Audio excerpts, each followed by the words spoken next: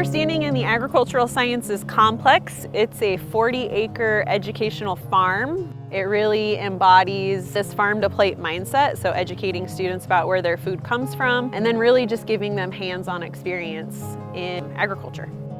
We have the urban market garden today. We have our annual and perennial display garden and our turf trial area.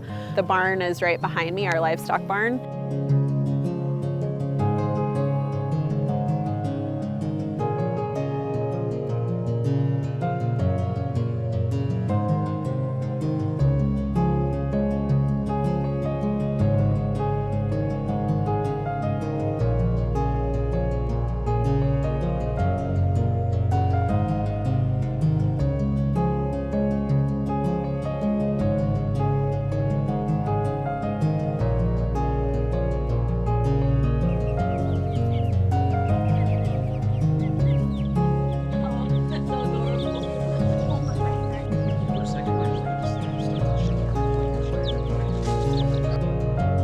I come out here and I help with these gardens, and every day it's just a little bit.